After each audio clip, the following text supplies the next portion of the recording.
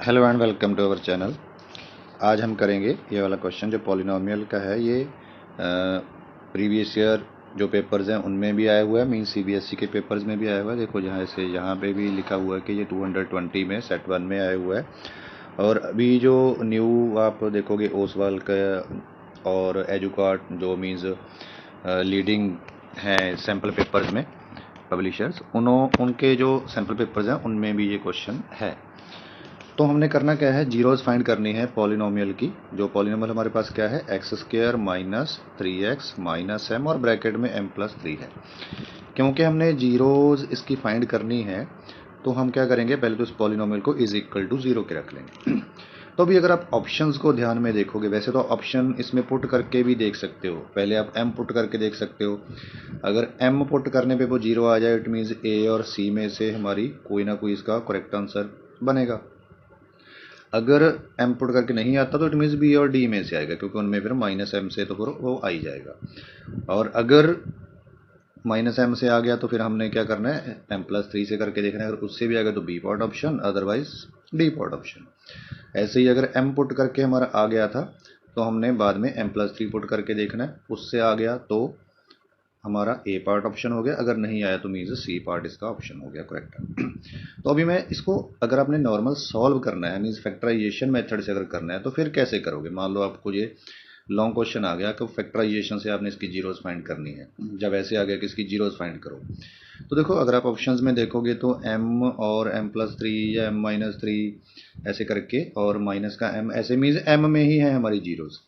तो उसके लिए हमें क्या करना पड़ेगा, ये जो x का कोफिशिएंट है जो कि अभी हमारे पास -3 है, तो हमने क्या किया, x यहाँ पे बाहर, माइनस का x यहाँ बाहर लिख लिया, 3 हो गया अंदर। तो अभी क्योंकि m हमने लेके आना है इसमें, तो हम क्या करेंगे, m इसमें ऐड भी कर देंगे और m इसमें से सब्ट्रैक्ट भी कर देंगे, ताकि इसके फाइनल आंसर पे कोई फर्क ना पड़े। मतलब अभी पॉलिनोमियल में कोई भी डिफरेंस नहीं आएगा, कोई फर्क नहीं पड़ेगा, क्योंकि m हमने ऐड भी किया है, m हमने सब्ट्रैक्ट भी किया है। और आगे -m और ब्रैकेट में m+3 इज इक्वल टू 0 हमारे पास हमने पहले लगा रखा है। तो अभी आपने करना क्या है, इसको थोड़ा सा क्या कर दो, स्प्लिटिंग कर दो, मतलब अभी अलग अलग कर दो।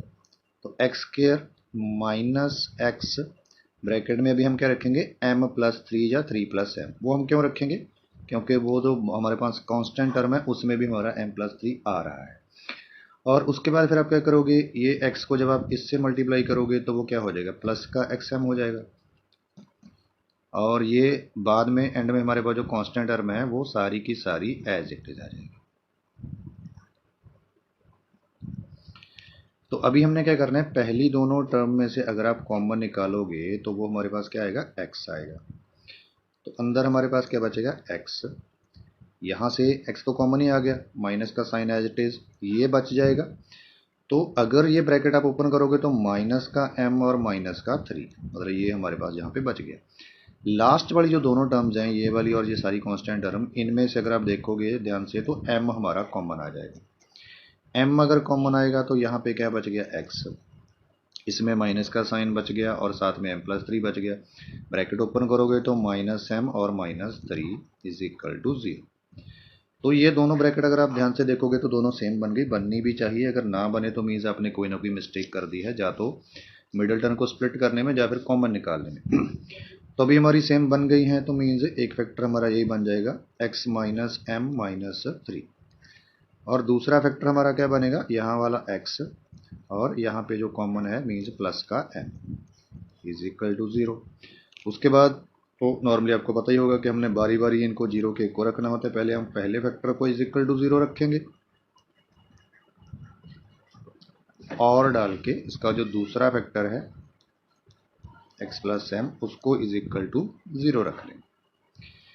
तो इसमें से पहला जो हमने 0 के को रखा है उसमें अगर आप फाइंड करोगे, इनको दूसरी तरफ लेके जाओगे तो माइनस का m उस तरफ जाके प्लस का हो जाएगा और 3 भी उस तरफ जाके प्लस का हो जाएगा। और जो दूसरा है हमारे पास, इसमें से m को दूसरी तरफ लेके जाओगे तो माइनस का m आ जाएगा, मतलब x is equal to minus का m आ जाएगा यहाँ पे।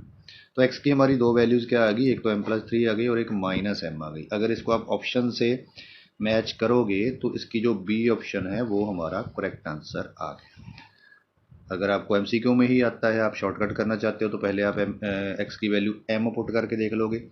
अगर एम पुट करके आ गया तो ऑब्वियसली हमारा ए और सी में से कोई ऑप्शन आएगा, फिर हम M+3 पुट करके देख लेंगे। अगर हो गया तो A option, otherwise C option.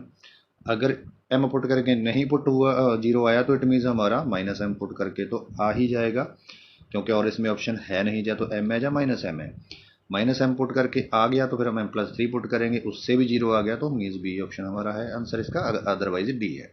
तो ये मैंने नॉर्मल वे से आपको सॉल्व करके दिखाया, पुट करके वाला आपको मैंने वैसे बता दिया कैसे आप कर सकते हो।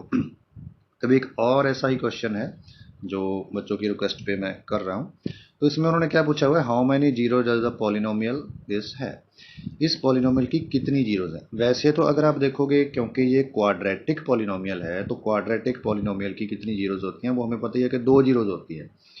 पर फिर भी चलो, अगर आपने फाइंड करके दिखानी हो, मान लो ऐसा कोई क्वेश्चन आ जाए आपको कि इसकी जीरोज आप फाइंड करके दिखाओ कि हैं कौन कौन सी, या बाद में बताना हो कि कितनी है, तो हम क्या करेंगे, इसमें से 293x को कॉमन निकाल लेंगे।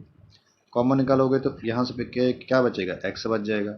ये सारा कॉमन आ गया तो मीन्स 1 बच जाएगा, इज इक्वल टू 0।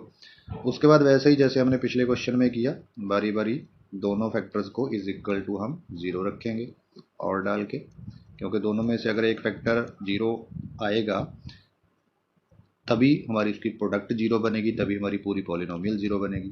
तो यहाँ से अगर आप x की वैल्यू निकालोगे तो वो 0 के अपॉन में 293, और इसमें अगर आप देखोगे तो माइनस का 1 जब दूसरी तरफ जाएगा तो प्लस का 1 हो जाएगा, और 0 को किसी भी नंबर से डिवाइड करोगे तो आपको पता है कि 0 ही आता है, और ये वाली वैल्यू हम पहले ही फाइंड कर चुके हैं। तो x की 2 वैल्यूज आ गई, एक 0 आ गया, एक 1 आ गया। तो इट मीन्स इस पॉलिनोमियल की कितनी जीरोज हो गई, 2 जीरोज हो गई इसकी। इसमें तो आप डायरेक्ट भी कर सकते थे, क्योंकि ये क्वाड्रेटिक पॉलिनोमियल है, मीन्स इसकी डिग्री 2 है, जितनी उसकी डिग्री होती है उतनी ही उसकी जीरोज भी होती हैं। तो सी ऑप्शन इसका करेक्ट आंसर आ जाएगा। अगर आपको वीडियो अच्छी लगी और आपको समझ में आए दोनों क्वेश्चन, लॉन्ग वे से भी और शॉर्टकट वे से भी, तो आप वीडियो को लाइक कर दीजिए और हमारे चैनल को जरूर सब्सक्राइब कर दीजिए। And thanks for watching and giving your precious time.